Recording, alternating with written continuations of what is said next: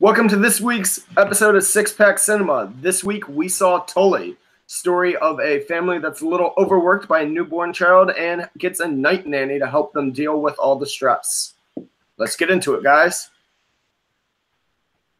How you guys doing? You guys have a good weekend? Excellent. Good. Nice Mother's Day weekend. It's pretty. Yes, it is. I had like a rainy weekend, but no rain. But that's just how it felt. Really? A relaxing, kind of dull weekend. Like a cozy weekend? You were watching rain delays all weekend. Like a forced cozy weekend. I didn't really want it. Would have liked to be energetic. Well, I had a really rainy weekend, and I had a grill yesterday in the rain. I had 10 people over here, and I had like a dozen shish kebabs, and I was sitting there with an umbrella in the rain, cooking it up. I was in D.C., and it was like 95 degrees, and we were just day drinking, and it was miserably hot. Oh, up yours. That sounds you shouldn't put miserable, and that sounds amazing. No, it was a ton of fun. It was just miserably hot. I was sneaking whiskey shots with my brother-in-law. That's my day drinking now. What was it? Just like a Mother's Day thing? Have the family over? Yeah, we had family up from Maryland. It was good to see them. We had 6 kids in this house who were all under the age of 6. Wow. It was nuts. Yeah, no, I'm gonna have to scorch the living room to clean it, I think. One of every age? Chips everywhere. Oh yeah, we had 6, 4.5, 2 2-year-olds, and 2 1-month-olds. 2-month-olds. 6-year-old king of the castle, huh? Yep, she reigns supreme. Oh yeah, of course. So that's my life. So hey, Dave, fuck you for being miserable while daydreaming.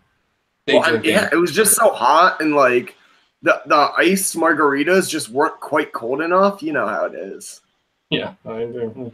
All right, but let's actually talk about the movie. What did you guys think of it? Gian? I loved it.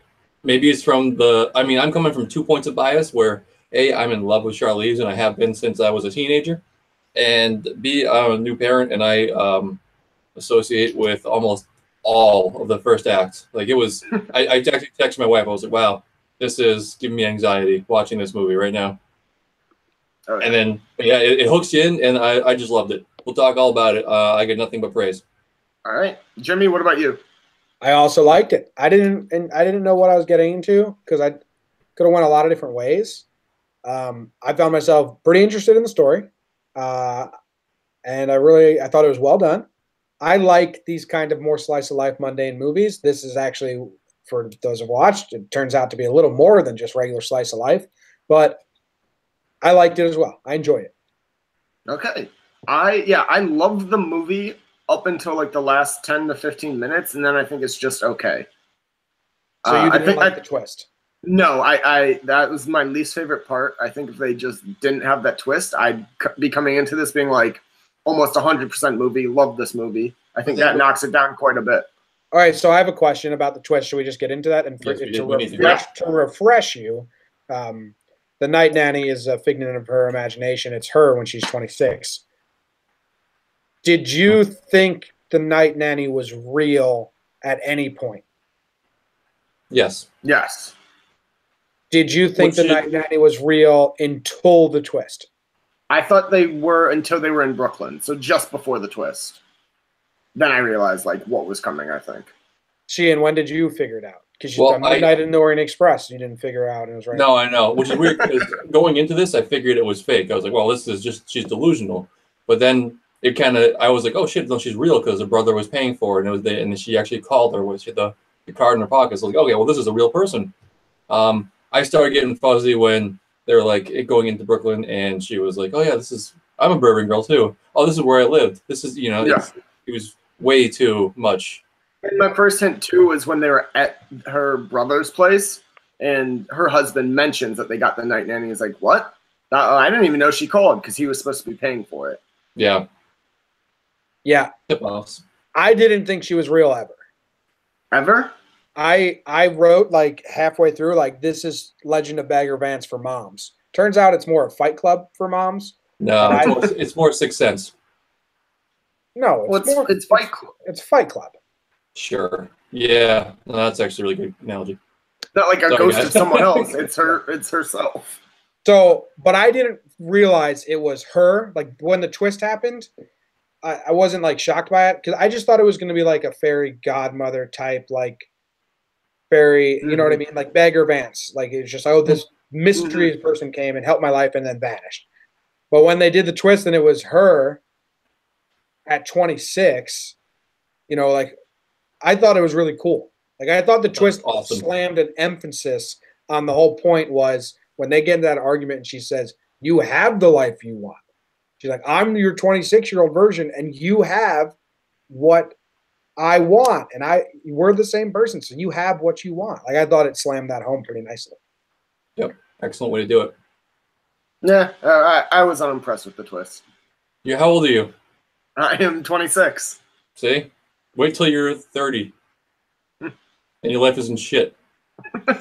So yeah, let's talk about that first act because Jimmy, you were giving me a little bit of shit before you saw the movie that I was like, no, the first act basically is birth control, telling people don't have. I'm just giving you shit because I don't think you've ever mentioned kids without mentioning birth control like before. So that was the most obvious. I knew you were going to say that. It was, but I mean, it wasn't just like I had a baby, I'm depressed. It was like I have a husband who does shit. I have a troubled child. I don't have a lot of money. Like, there was a lot more things. I thought it was just gonna parenting like a sitcom does, you know, where you're like, you're just making the slapstick.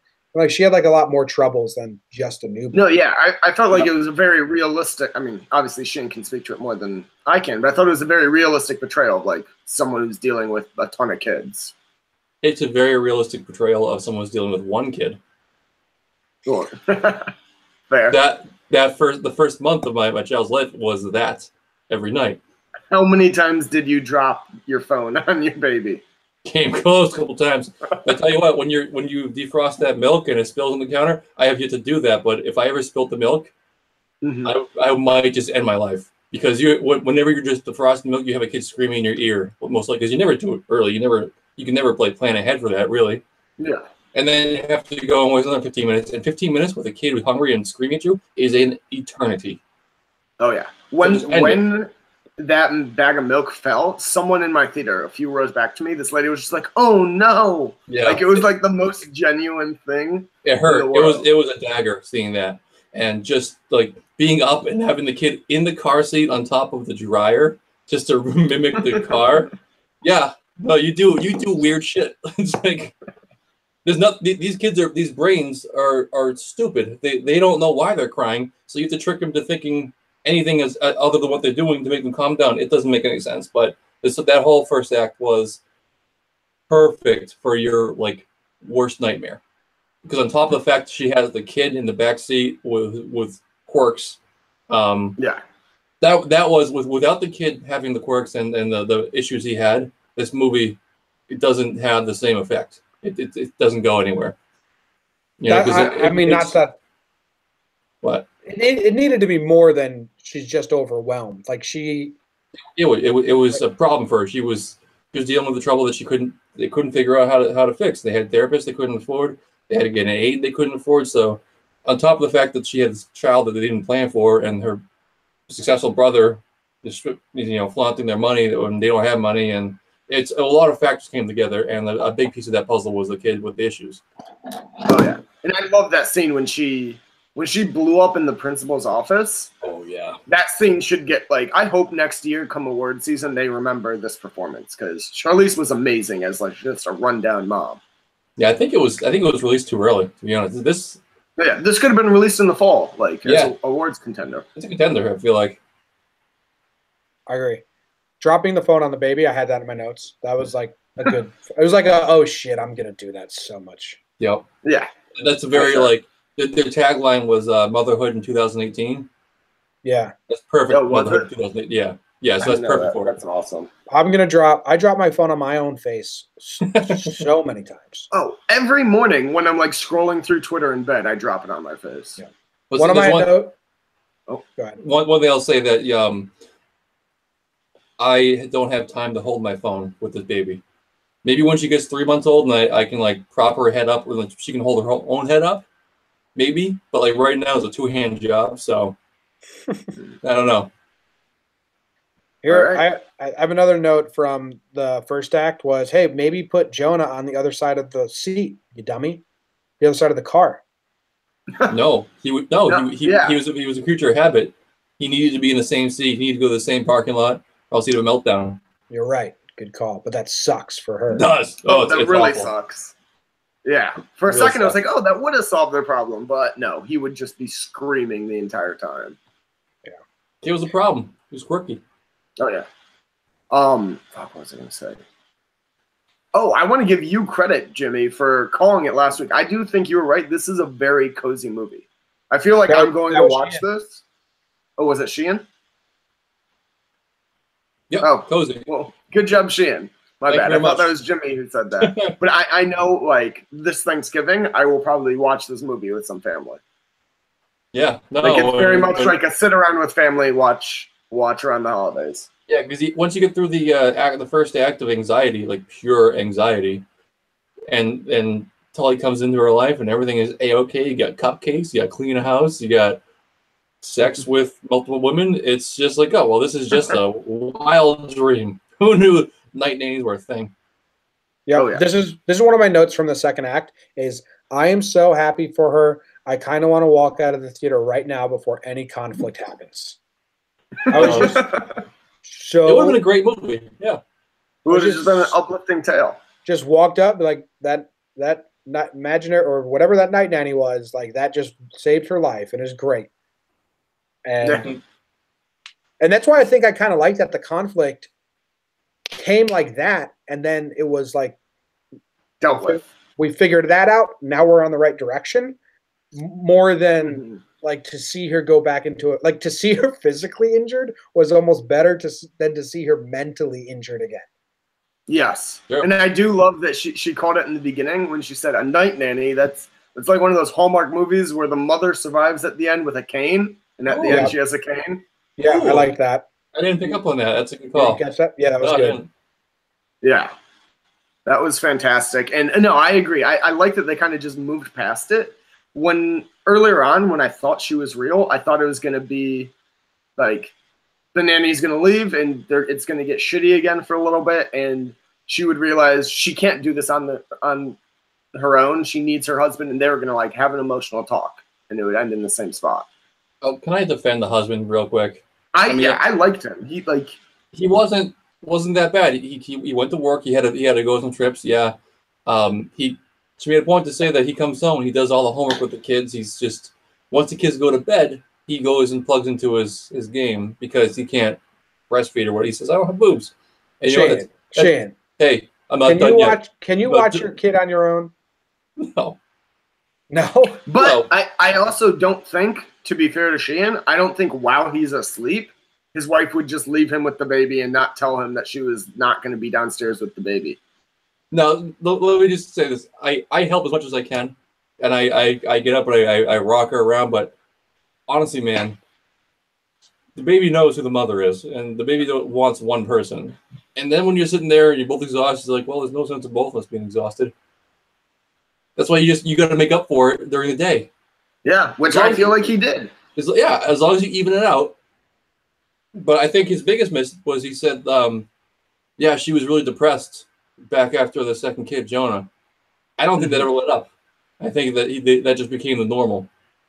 Yeah. He Yeah, I wasn't think- terrible. It wasn't like completely inept He was- or whatever, I but mean, he wasn't helping the situation. No, he wasn't, and he wasn't a saint by any means. But I was saying he wasn't like an absent father. He was certainly there. He just made some bad choices after hours. You know, maybe not play a And video game like a child. He even said at the end, like, he thought she was getting better. He thought everything was fine. Like, Yeah. it just went by him, which I liked. I felt that, too, was just a very realistic portrayal of, like, dads. Like, the few friends I know that are dads, like, I feel like they're not too far off from that. They help when they can, but they can't do everything the mom does. Yeah, and I will say this: I did have cold sweats, thinking, like, am I doing enough? That's incredible. Mhm. How did you guys feel about the brother? Because I didn't like him in the beginning because I feel like you're not supposed to, but by the end of the movie, I kind of liked him. I was like, he's not that shitty of a guy. He just wanted his sister back. I loved I don't him. think you were ever supposed to dislike him. I loved him. He was Well, great. they like trash talk him in the beginning, and then that first meeting with them, he's very much like a rich douche. Oh, I didn't get that no. vibe. He's I got a don't- shitty, he's got a shitty wife. Yeah. Yeah, his wife sucks. And the nanny. Yeah. The nanny was a nightmare. I thought Oh, that yeah. whole interaction at the little bar he built, where he's trying to give her the night nanny, and he's like, I know you don't want it, but I want it. Like, he's like, I want to see you again. Like, I thought he was being very genuine and nice. Yes. And I thought that she met that with like kind of frustration and anger. Like, I don't want your charity. I don't want your pity. Like, fuck you. I thought that was also kind of a pretty normal reaction. So I thought both sides neither were being like the aggressor or the bad person. I thought like that's why I thought this was a good movie. That is just like how life works. Yeah, I love sure. the line. It says, I got you a present. Is it money? I'll take money. Yeah. I'm Money's not good. above money. Yeah. But don't give me a fucking a stranger in my house, man. That's weird. Did you guys notice that bar he built in the basement is a replica of the bar she goes to at the end, the tiki bar she ends up at? I No. didn't really. Yeah. Just went to a So tiki I'm bar? sure, like, yeah, one of So the that bars was she really was at when she nice was of out her. in Brooklyn. Yeah. So I assume, like, at one point he lived in Brooklyn too, and like that was probably their hangout. No, that was he made mention. He's like, yeah, I modeled after the best vacation of my life when he went to Fiji or Tahiti or Oh something. yeah. Well, she also ended up at a tiki bar at the end then. Yeah. Symbolism. I don't know. Maybe you want to call it that. Or coincidence. Either one. Yeah. All right. Any other big things? Should we talk about the sex scene? I want to talk about the labor real quick. Okay. Do you know any idea how depressing that was? When that was the bottom of the lowest of the low, like the bottom for me when I was watching it. She had the baby, went through labor, and she's on the phone, like on Facebook during like after the epidural, which is fine. That's totally exactly how it goes. Actually, you just kind of wait it out.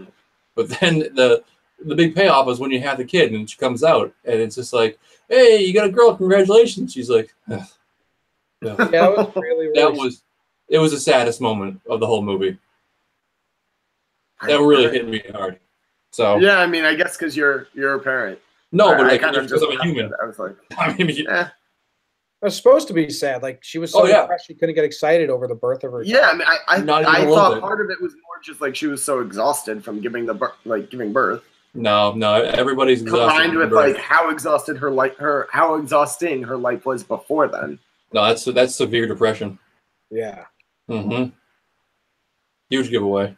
But then Fair. I got taken right out of that scene when she was peeing and the nurse was like watching her pee and like you have to pee more. Yeah. And there was the one line Charlize Theron slipped on her accent and it sounded so bad. She was like, "What do you want, a golden shower?"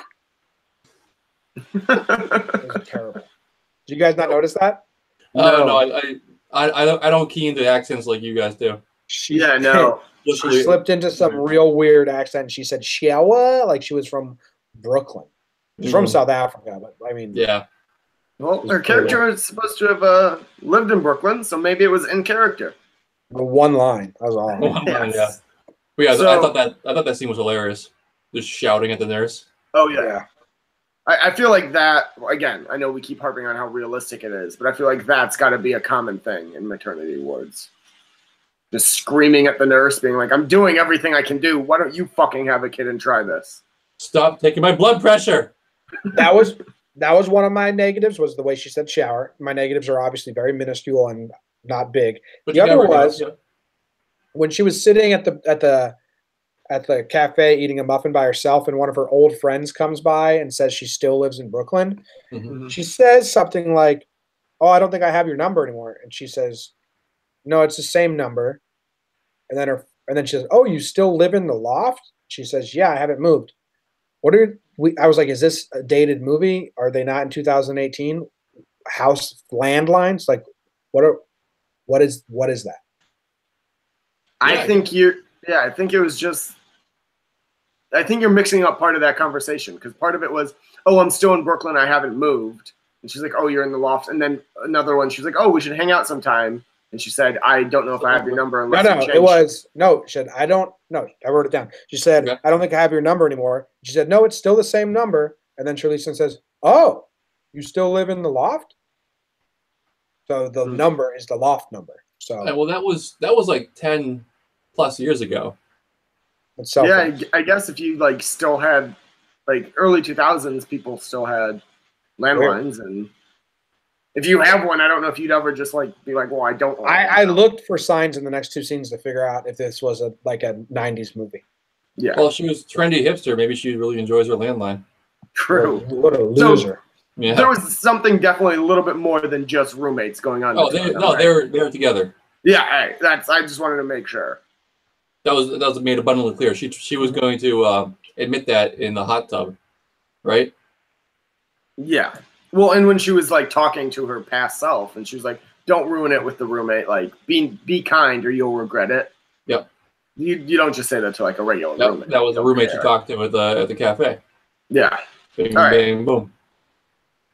Good stuff. I thought the whole story we talked about was great. Any more you want to talk about? I got some more notes. Good. All right. We want to do a free for all. Free for all. Hit me.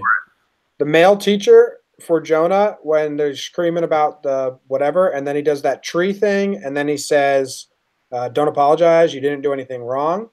Kind of hit you over the head with it, but I thought they did it well. Like half of me was like, that was pretty like heavy-handed, yes. But then I also thought it was good. The tree thing and that teacher.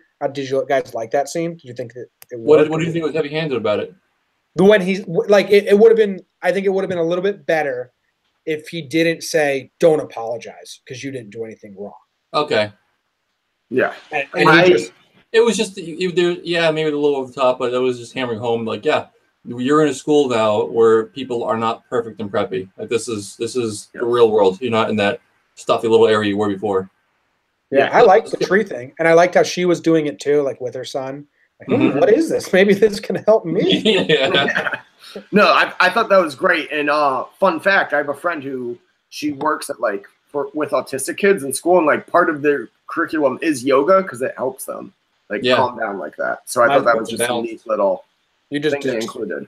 Yeah, you just described my entire sister's life. She's a yoga teacher, and she works with autistic kids, and she teaches them yoga. Well, maybe I'm friends with your sister. Maybe. Yeah, and you know what though, that scene with the kid freaking out after the flush. Yeah. Oh yeah. So real. My nephew, he was in Disney World and he couldn't be left alone in the bathroom because I guess one time the thing flushed on him and he was face up in the middle of the bathroom floor because he freaked out crying. God. Yeah. See, I just feel so bad for kids like that. Like, oh yeah, well it's not just for kids with like special problems. It's like automatic flushes for younger kids, especially scary shit, man. When you're not expecting it, they're loud. They have little ears. You gotta remember that. Everything sounds bigger. All right. Next note. She says, "What made you choose Drew, her husband?" She's like, "It's like riding on a carousel. I had dated a lot of people." And then she says, which horse was Drew? And she says, Drew was the bench. That was the meanest. It's intended to be mean. I'm a bench guy. Yeah, I like that. I was like, that's sweet when I heard it. I was like, oh, you get support and a backrest, and you just like relax. That's a stable. It's a stable person. Yeah, that's what they're intending. They intended it as like, yeah, that's what they intended as. But I was like, oh, I'm fucking the bench too. Love that. Don't sell yourself short. You got frills. The bench is super underrated. Oh yeah, the bench is low key the best part of the carousel. You know, I'm the chariot. No, you're the dad that stands on the side. Yeah, fuck you. You're the dad holding all the backpacks. Yeah, waving as they go by, taking a million photos. Yep. All right, my next and last note is the song that they opened up with when she's sitting alone at the cafe. I don't know if you guys would have picked up on this. It's a song that I know and like. And then later on at the tiki bar, she says, "Oh, you like this song too," or something like that. And obviously, it's just her song. Did you guys pick up on the song that opened and ended the movie? I missed that. Okay, so it's a song by the band called the Jayhawks. It's called Blue. Listen to the lyrics. This is why they used it. It's, "Where have all my friends gone? They've all disappeared. Turn around maybe one day. You're all that was there. Stood by unbelieving. Stood by on my own. Always thought I was someone. Turned out I was wrong." So it's It's Pretty good. worked very, very well. And I knew the lyrics because I know that song and I really like that song. So when they played it the first time, it was like, "Where have all my friends gone?" And she's sitting eating a muffin alone. Pretty good. And then when you find out it's her and herself, and then they let a couple more lines play, and it was like, "Turned around, and you were gone," and all that shit. So it was pretty good. Pretty good musical Nice. choice. It's an older song, probably from like the 90s or 80s. I remember liking it. I didn't recognize the song. Good song choice. Good pickup, Jimmy. Well, we have you around. Any other notes, or should we hop into our rankings? Should we discuss Tully at all? Like the actress herself? She did a good job. I loved her. Yes. My one note on her is Mackenzie Davis is amazing. Yep. So, I think some of her lines. She was instantly like just so caring, and like you could just tell she was the kind of person that wanted to be like a mother. She was like, "I'm a nanny. I'm very mothering," and that's why that line where she said, "You've got what you wanted," was perfect, because this is a person who wants a family, and her life is chaos, and she just wants to settle down and have like a rock under her and have a family. And she's unhappy, so it was perfect. And just like how much you could tell she clearly like loved the newborn baby and was like just enthralled with it was such a great comparison to Charlize being like worn down and not really caring after having 2 other kids. Yeah, it was like what she wanted to be if she wasn't tired and exhausted and crazy. Mm-hmm. And it was nice, like she dressed like it was the 90s. Yeah.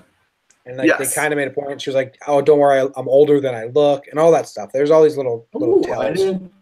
That's when you pieced that one together for me. That was nice. Yeah, but it also could have worked because she said, "Oh yeah, I live out in Brooklyn." Like she could have just been a hipster chick, and like they dress the exact same way now.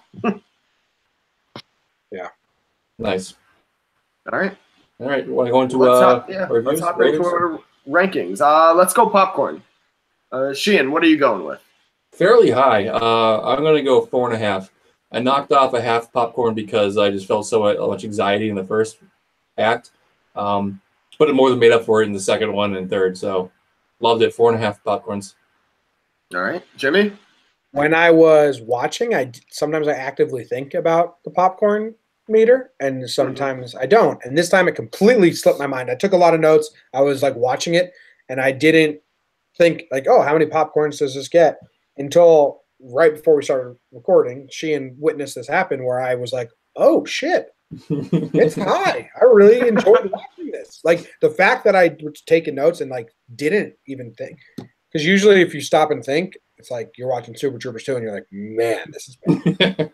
Man, I need to be high. So I'm also 4.5. Ooh, matching. High fives. Yeah. Right. Well, I guess mine doesn't matter then, but I went 3.5. I thought it was a good movie. I don't know. I feel like I saved those high scores for ones I really want to rewatch. This is one of them. Well, majority rules. I think the twist makes, and you just said you're going to rewatch it with your family. The twist makes it good. I'll be the one voting against it. But I know. How about that? Look at that. You got caught in a lie. You want to watch it again, you son of a bitch. I'll definitely rewatch it with my family, but I'll never be the one to be like, "Hey, let's watch Tully." Okay. All right. Critical score then. Jimmy, why don't you start us off this time? So I thought this was going to be like just I don't know what the genre of movie is. Like the slice of life, kind of, they're not really that high in critical. It's like just telling a story. The Duplass dude was in it. He's really into that mumblecore style, which isn't like high critical. It's just telling a story with dialogue and life. But no, this was like a thing. I don't know how to describe it, but this was like a well-executed thing. I thought it was really good. I'm going 89. All right. Excellent score. Agreed on all points. I went with 85. I also agree on all points and went 82. Not bad. All right. Yes. We're all kind of on the same page. Hell of a score. Fuck yeah. All right. What is that? 84.5? What is that? 85.3. Okay, 85. If you guys are going to drink when watching this again, what will you guys be drinking? I was thinking about it a little bit, and I think I'm going to have like a nice Bailey's on the rocks. Why? Because, like I said earlier, the only time I think I'd watch this again is around like holidays with family, and that's a big like drink with my family around Thanksgiving. Is we always have that. That's a good call. Okay, Jimmy, what about you? Pedialyte and vodka. Nice call. Stay hydrated. I would have said, her drink of choice was bourbon, obviously, but I'm going to go ahead and going to go the Treehouse Brewery, the seasonal choice Ma. It's an amber ale. Ooh. So take that, guys. Ma. All right. Ma. Shout out that brewery, sponsor the pod. Shout out Mother's Day. Mothers everywhere. All right. Well, that wraps up our review of Tully. Check us out next week, guys. We are not doing a movie review. We are going to do Sheehan. What was the verdict? It was a landslide. 87% shows our theater experiences and routine. All right. So we're going to be talking about those. What was that? Theater etiquette. Theater etiquette. Theater. Yep. Theater etiquette. And then, so check us out on Instagram, Twitter, the whole 9 yards. Message us if you want. Yeah. Please rate us, review us on iTunes. That helps us, guys. Yep. Watch the Terror. Watch our reviews. We'll be releasing a double episode on Wednesday. Yep. Right? And our, only one more after that episode. Only one more episode. I feel like the finale will probably have to have a longer episode too to break down everything. Most likely. All right. All right. Awesome, guys. See you guys next week. Love you.